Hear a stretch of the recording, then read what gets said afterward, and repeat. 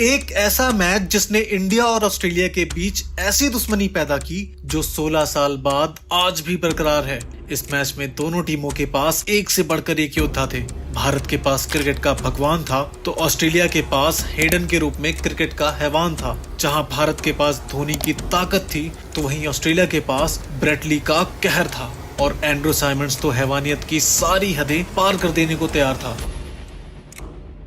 Indian team के कप्तान MS Dhoni ने टॉस जीतकर पहले बल्लेबाजी करने का फैसला किया और भारतीय टीम की तरफ से सचिन तेंदुलकर और सौरव गांगुली की सलामी जोड़ी पारी का आगाज करने मैदान पर आती है। 2007 वर्ल्ड कप बुरी तरह से हारने के बाद लीग स्टेज से बाहर होने का दर्द अभी तक निकला नहीं था और सचिन और गांगुली हर मैच में उस दर्द को भुलाने के लिए खतरनाक पारियां खेल रहे थे। वहीं कंगारुओं की तरफ से गेंदबाजी की कमान ब्रेट ली के हाथ में होती है। उस दौर में ब्रेट ली को अपनी रफ्तार पर इतना घमंड होता था कि वो किसी को भी अपने सामने कुछ नहीं समझता था और ये मैच दोनों ही देशों के लिए ऐतिहासिक होने वाला था। ब्रेट ली ने अपने पहले ओवर में गांगुली को खूब परेशान किया। गांगुली ने किसी तरह बचते बचते एक चौका जरूर निकाल लिया, लेकिन आज कंगारुओं की लहराती गेंदों के सामने सचिन भी लाचार दिख रहे थे। नेथन ब्रैकन की एक लहराती हुई गेंद सचिन के पैड पर सीधे लगती है और एक पल को तो ऐसा लगता है मानो सामने खड़ा इतिहास का सबसे बेईमान अंपायर स्टीव बकनर इसे आउट दे देगा।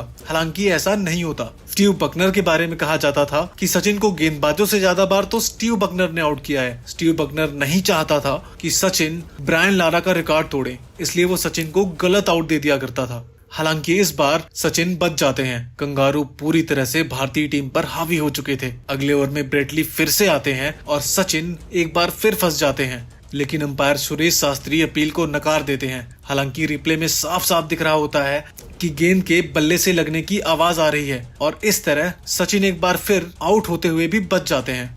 कंगारू गेंदबाज भारतीय टीम पर इतने हावी हो चुके थे कि टीम का स्कोर 5 ओवरों में मात्र 13 रन होता है। अब गांगुली अटैक करने का डिसाइड करते हैं। ब्रैकन की एक गुड लेन गेंद पर गांगुली शानदार कवर ड्राइव लगाते हैं और दर्शकों में जोश भर देते हैं। गॉड ऑफ ऑफ साइड कहे जाने वाले सौरव गांगुली की कवर ड्राइव्स देखने लायक होती थी। गांगुली ने उसी ओवर में एक और कवर ड्राइव लगाकर ये बता दिया कि उन्हें ऑफ साइड का भगवान क्यों कहा जाता है। दूसरी तरफ सचिन अभी भी संघर्ष कर रहे थे और एक बार फिर ब्रेट ली की गेंद पर आउट होने से बच जाते हैं। रिप्लेस में साफ साफ दिख रहा था कि सचिन LBW आउट थे और इस तरह तीसरी बार भी सचिन आउट होते होते बच जाते हैं। ब्रेट ली अब गुस्से में लाल हो चुके थे और उनकी अगली गेंद उन्होंने खतरनाक बाउंसर डाल दी और एक बार फिर ये सचिन की किस्मत ही थी कि गेंद नो मैंस लैंड में गिरती है। क्रिकेट का भगवान कहे जाने वाले सचिन एक एक रन के लिए तरस रहे थे और सामने ब्रेट ली उनकी परीक्षा ले रहा था। अब पहला पावर प्ले समाप्त हो चुका था और स्कोर महज 35 रन होता है, लेकिन भारत के लिए अच्छी खबर ये थी कि भारत ने एक भी विकेट नहीं गंवाया था। बावजूद उसके ऑस्ट्रेलिया जैसी खतरनाक टीम के खिलाफ ऐसी धीमी शुरुआत हार की तरफ इशारा कर रही थी और इसके बाद सौरव गांगुली ने प्रहार करना प्रारंभ किया। फिर चाहे ब्रैकन हो या ब्रेट ली की रफ्तार हो या जॉनसन की लहराती गेंद, गांगुली ने सबकी नाक में दम कर रखा था। जिस मैदान पर एक रन बनाना मुश्किल हो रहा था उसी मैदान पर रनों की नदियां बह रही थी। दूसरी तरफ अब सचिन ने भी अपना हाथ खोलकर होप की आशा को निराश कर दिया और एक बेहतरीन चौका लगाया। उधर सौरव गांगुली तो अपनी धुन में शॉट्स लगाए जा रहे थे। अब भारतीय टीम का स्कोर 100 रन के करीब पहुंच ही रहा था कि तभी सौरव गांगुली होप की गेंद पर आउट हो गए। सौरव गांगुली 41 रन बनाकर पवेलियन वापस चल दिए। अब 20 ओवरों का खेल समाप्त हो चुका था और स्कोर 91 रनों पर एक विकेट होता है। गांगुली की जगह युवराज सिंह मैदान पर आते हैं और सचिन के साथ मिलकर पारी को आगे बढ़ाने के साथ साथ स्कोर को भी 100 रन के पार पहुंचा देते हैं। अब तक सचिन का बल्ला बेहद ही खामोश था और युवराज सिंह अभी अभी मैदान पर आए थे, तो ऐसे में सारी जिम्मेदारी सचिन के कंधों पर होती है और सचिन ने एक बेहतरीन चौका लगाया। कंगारुओं ने युवराज सिंह को स्पिन में फंसाना चाहा, लेकिन सिक्सर किंग अपनी प्रतिभा का प्रमाण दे रहे थे। सिक्सर किंग चौकों की बरसात कर रहे थे और 31वें ओवर में 2 शानदार चौके मार दोनों ने 50 रनों की साझेदारी भी पूरी कर ली। इसके तुरंत बाद सचिन तेंदुलकर ने भी अपना 50 पूरा कर लिया। इसके लिए सचिन ने 91 गेंदों का सामना किया। उधर अब युवराज सिंह अपने रौद्र रूप में आ चुके थे और जब जब वो कंगारू गेंदबाजों को सामने देखते मानो अपने शिकार की तरफ झपट पड़ते। अब युवराज का इस मैच में एक तरफा राज चल रहा था। भारतीय टीम के लिए ये साझेदारी अच्छे नोट पर आगे बढ़ रही थी और ये जोड़ी भारतीय टीम को पूरी तरह से संभाल चुकी थी। हालांकि अब भारतीय टीम को बड़े शॉट की दरकार थी और ऐसे समय युवराज सिंह आउट हो जाते हैं। युवराज ने 39 रन बनाए और अब कप्तान MS धोनी मैदान पर आते हैं। युवराज के जाने के बाद रन रेट पर गहरा असर पड़ा और कंगारू एक बार फिर से अपनी पकड़ बनाने में कामयाब रहे, लेकिन सचिन का प्रयास अभी भी जारी था और वो लगातार अपना बल्ला घुमाए जा रहे थे और साथ में बाउंड्रीज लगाए जा रहे थे। दूसरी तरफ MS धोनी ने भी गेंदबाजों को धोना शुरू किया और 40वें ओवर में 2 चौके लगाकर स्कोर को 200 रनों के पार पहुंचा दिया। अब इस पारी का 40 ओवरों का खेल समाप्त हो चुका था और स्कोर 202 रनों पर 3 विकेट होता है। यहाँ से धोनी और सचिन ने आक्रामक रुख अपना लिया और दोनों ने मिलकर कंगारुओं पर पलटवार कर दिया, लेकिन अभी तक एक भी छक्का नहीं मार सके थे वो। 41वें ओवर में दोनों ने मिलकर 13 रन कोट दिए और जब एक बार फिर से गाड़ी रफ्तार पकड़ रही थी तभी सचिन तेंदुलकर रन आउट हो गए और सचिन ने 119 गेंदों पर 79 रनों की एक जुझारू पारी खेली थी। अब आते हैं राहुल द्रविड़ और द्रविड़ ने नेथन ब्रैगन को 2 चौके मारकर उनकी अकड़ को तो जरूर तोड़ा, लेकिन ब्रैगन ने द्रविड़ को बोल्ड कर भारत की दीवार में सुराग कर दिया और इसके बाद अभी अभी आए रॉबिन थप्पा ने एक चौका मार दिया। यहाँ से केवल 4 ओवरों का खेल बाकी था और स्कोर 250 रनों पर 4 विकेट होता है। इसके बाद धोनी का जबरदस्त भौकाल देखने को मिला और उथप्पा तो मानो हवा की उड़ान भर चुके थे। उथप्पा का वार कंगारुओं की आत्मा को डरा रहा था और भारतीय फैंस जश्न मना रहे थे और उधर ब्रेट ली निराश हो चुके थे। भारत के लिए आखिरी ओवर बेहद ही शानदार रहा क्योंकि इस ओवर में धोनी और उथप्पा ने मिलकर 21 रन कोट दिए। उथप्पा ने दूसरी और तीसरी गेंद पर चौका लगाया और धोनी ने 5वीं गेंद पर झन्नाटेदार चौका मार दिया।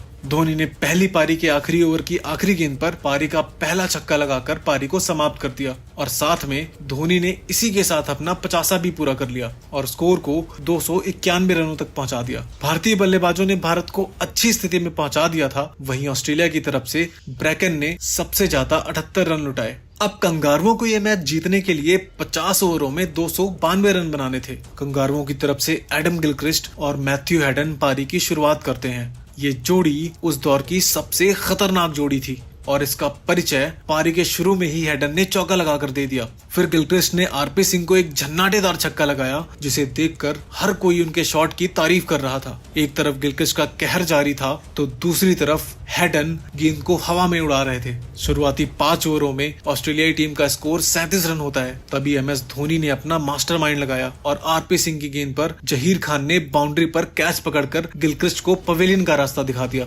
वैसे नॉर्मली यहाँ पर कोई फील्डर नहीं रहता, लेकिन ये फील्ड MS धोनी ने लगाई थी। अब ऑस्ट्रेलिया को पहला बड़ा झटका लग चुका था और ऑस्ट्रेलिया के कप्तान रिकी पॉन्टिंग मैदान पर आते हैं। ऑस्ट्रेलियाई टीम की सदियों की प्रथा थी कि विकेट गिरे तो गिरे पर रन ना रुके और हेडन इस परंपरा को परंपरागत तरीके से चला रहे थे। जहां भारत ने पूरी पारी में एक छक्का लगाया, वहीं ऑस्ट्रेलिया की तरफ से छक्कों की बरसात हो रही थी। अब कप्तान रिकी पॉन्टिंग ने आरपी सिंह को आड़े हाथ लिया और उनको 10वें ओवर में 3 चौके मार इस ओवर से 16 रन निकाल लिए। अब 10 ओवर की समाप्ति पर ऑस्ट्रेलिया का स्कोर 75 रनों पर 1 विकेट होता है। ऑस्ट्रेलियाई टीम को एक बेहतरीन शुरुआत मिल चुकी थी और हेडन का बल्ला रुकने का नाम नहीं ले रहा था क्योंकि वो गेंदबाजों के साथ खेल नहीं खिलवाड़ कर रहे थे और भरे मैदान पर उनका मजाक बना रहे थे। अब इन दोनों की खतरनाक बैटिंग ने 50 रनों की साझेदारी भी कर ली थी। सामने जहीर हो या पठान, पिटाई दोनों की बराबर हो रही थी और इंडियन बॉलर्स के पास इन दोनों का कोई तोड़ नहीं था क्योंकि वो दोनों खुद ही तोड़ रहे थे। और इसी दौरान हेडन ने मात्र 39 गेंदों पर अपना 50 पूरा कर लिया और मात्र 13 ओवरों में स्कोर 100 रनों तक पहुंच गया। याद रहे कि इस समय भारत का स्कोर महज 55 रन था। अब ऑस्ट्रेलिया को 36 ओवरों में 190 रनों की दरकार थी। हेड जिस तरह से प्रहार कर रहे थे उसे देखकर ऐसा लग रहा था कि मानो ये मैच जल्द ही खत्म हो जाएगा। भारत की तरफ से अभी तक हर गेंदबाज नाकाम रहा। आखिर में MS धोनी ने अपना कंप्यूटर जैसा दिमाग लगाया और पॉन्टिंग को इरफान की गेंद पर स्टंपिंग कर दिया। और एक तेज गेंदबाज के खिलाफ स्टंपिंग करना बहुत ही बड़ी बात होती है। जब विकेटों का सूखा पड़ा था तो धोनी ने विकेट लिया और इस विकेट का पूरा क्रेडिट MS धोनी की झोली में जाता है। इसके बाद माइकल क्लार्क मैदान पर आते हैं। अब 20 ओवरों का खेल समाप्त हो चुका था और स्कोर 124 रन होता है। क्लार्क आते ही अपना क्लास दिखाना शुरू कर देते हैं और एक चौका लगा देते हैं, लेकिन हरभजन उनको अपनी गेंद में फंसाकर कॉट एंड बोल्ड आउट कर देते हैं। क्लार्क ने मात्र 6 रन बनाए और वापस पवेलियन चल दिए। अब क्रिकेट का एक और महामानव साइमंड्स मैदान पर आता है और यहाँ पर require rate current run rate से नीचे जा चुका था। यदि यहाँ से ऑस्ट्रेलियाई टीम सिंगल भी खेलती तो ये मैच ऑस्ट्रेलिया जीत जाती, लेकिन ऑस्ट्रेलियाई खिलाड़ियों को पूरी दुनिया में अपने नाम का डंका और दहशत फैलाने की जरूरत होती है। इसलिए साइमंड्स अपने खूंखार अंदाज में बल्लेबाजी करते हैं और मैच को जल्द से जल्द खत्म करने का मन बना लेते हैं। और उधर हैडन तो आज किसी का करियर खा जाने के इरादे से मैदान पर आए थे। भारतीय टीम पूरी तरह से निराश हो चुकी थी क्योंकि इन दोनों की जोड़ी भारत को हार की तरफ ले जा रही थी और अब भारतीय टीम को केवल 1 विकेट की तलाश होती है इस मैच में वापसी करने के लिए। तभी मुरली कार्तिक ने हेडन को बाउंड्री पर कैच करवाकर कंगारुओं की कमर तोड़ दी। मैथ्यू हेडन ने 92 रनों की एक शानदार पारी खेली और अब ऑस्ट्रेलिया को 97 गेंदों पर 102 रन बनाने थे और साइमंड्स ने चौका जड़ स्कोर को 200 रनों के पार पहुंचा दिया। इसके बाद भी साइमंड्स का प्रहार जारी रहता है और देखते ही देखते उन्होंने अपनी हाफ सेंचुरी पूरी कर ली और यहाँ से 51 गेंदों पर मात्र 61 रन बनाने थे। तभी हरभजन को हॉज ने एक चौका जड़ दिया और ये मैच एक रोमांचक मोड़ पर आ चुका था। भारत को केवल एक और विकेट की दरकार होती है और धोनी ने एक बार फिर से स्टंपिंग करके पूरे स्टेडियम में शोर मचा दिया और उसके बाद स्टंप के पीछे जो हुआ वो हमेशा के लिए यादगार हो गया।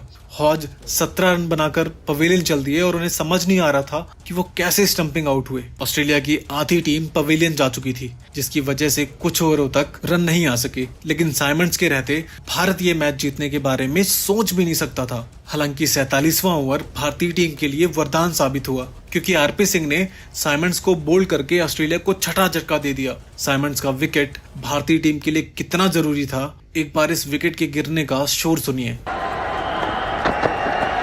And he's bowled him, lapses in concentration from Andrew Symonds. He's played a superb innings thus far, but what a wicket. India desperately needed something dramatic, and has RP Singh produced that? We'll have to wait and see.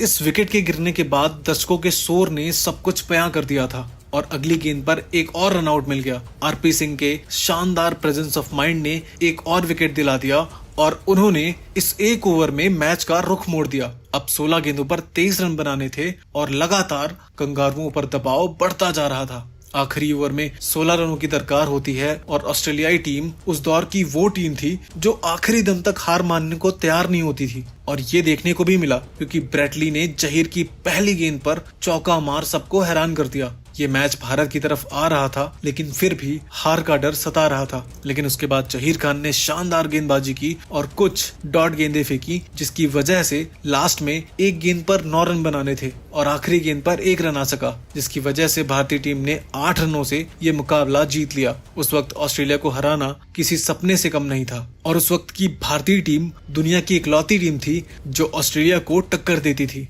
Match में धोनी को शानदार batting और जबरदस्त कप्तानी के लिए man of the match दिया गया। दोस्तों, इस मैच में धोनी की शानदार पारी को आप 10 में से कितने नंबर देना चाहोगे? कमेंट करके जरूर बताना।